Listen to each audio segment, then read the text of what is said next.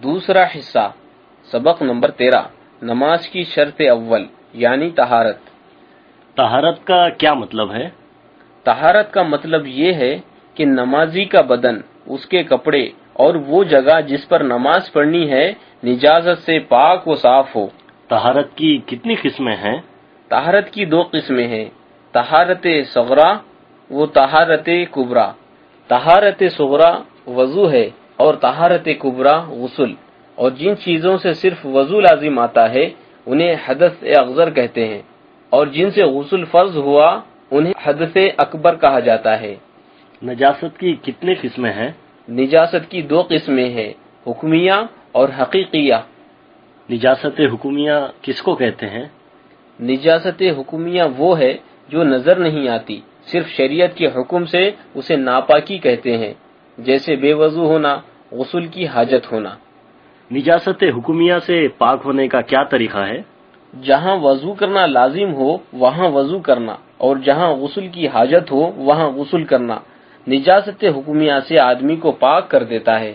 نجاست حقیقیہ کسے کہتے ہیں؟ نجاست حقیقیہ وہ ناپاک چیز جو کپڑے یا بدن وغیرہ پر لگ جاتی ہے تو ظاہر طور پر معلوم ہوتی ہے، جیسے پیشاب، پاخانہ وغیرہ۔ نجاست حقیقیہ کی کتنی قسمیں ہیں؟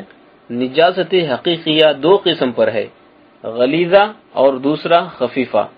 نجاست غلیظہ وہ جس کا حکم سخت ہے، اور نجاست خفیفہ وہ جس کا حکم ہلکا ہے۔ نجاست غلیظہ کا حکم کیا ہے؟ نجاست غلیظہ کا حکم یہ ہے کہ اگر کپڑے یا بدن میں 1 درہم سے زیادہ لگ جائے تو اس کا پاک کرنا فرض ہے، بغیر پاک کیے نماز ہوگی ہی نہیں، اور اگر درہم کے برابر ہے تو پاک کرنا واجب ہے کہ بے پاک کیے نماز پڑھی تو مکروہ تحریم ہی ہوئی، یعنی ایسی نماز کی اعادہ یعنی دوبارہ پڑھنا واجب ہے، اور اگر درہم سے کم ہے تو پاک کرنا سنت ہے کہ بے پاک کیے نماز پڑھی تو نماز ہو گئی مگر خلاف سنت ہوئی، اس کا لوٹانا بہتر ہے۔ درہم کی مقدار یہاں کتنی ہے؟ نجاست اگر گاڑی ہے تو درہم کا وزن اس جگہ 4.5 ماشا ہے، اور اگر پتلی ہو جیسے آدمی کا پیشاب، شراب، تو درہم کی مقدار ہتھیلی کی گہرائی کے برابر ہے، یعنی تقریباً یہاں کے روپیے کے برابر۔ نجاست خفیفہ کا کیا حکم ہے؟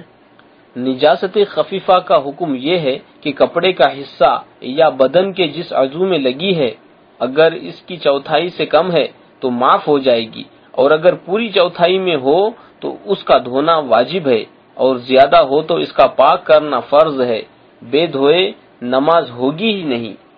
اگر کسی پتلی چیز میں نجاست گر جائے تو کیا حکم ہے؟ نجاست اگر کسی پتلی چیز مثلا پانی یا سرکے میں گر جائے تو چاہے نجاست غلیظہ ہو یا نجاست خفیفہ سب ناپاک ہو جائے گی، اگرچہ 1 قطرہ گرے۔ کون کون سی چیزیں نجاست غلیظہ ہے؟ آدمی کا پیشاب، پاخانہ، بہتا خون، پیپ، منہ بھر قے، دکھتی آنکھ کا پانی، حرام چوپایوں کا پاخانہ و پیشاب، گھوڑے کی لید، اور ہر حلال جانور کا گوبر، مینگنی، مرغ اور بطخ کی بیٹ، ہر قسم کی شراب، سور کا گوشت، ہڈی اور بال، چپکلی یا گرگٹ کا خون، اور درندوں چوپایوں کا لعاب، یہ سب چیزیں نجاست غلیظہ ہیں۔ دودھ پیتے لڑکے اور لڑکی کا پیشاب اور دودھ پیتے بچے کی قے بھی نجاست غلیظہ ہے، اور لوگوں میں جو مشہور ہے کہ دودھ پیتے بچوں کا پیشاب پاک ہے، محض غلط ہے۔ نجاست خفیفہ کون کون سی چیزیں ہیں؟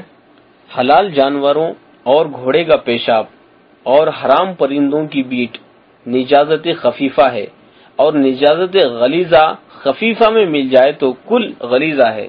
بدن یا کپڑا نجس ہو جائے تو پاک کرنے کا کیا طریقہ ہے؟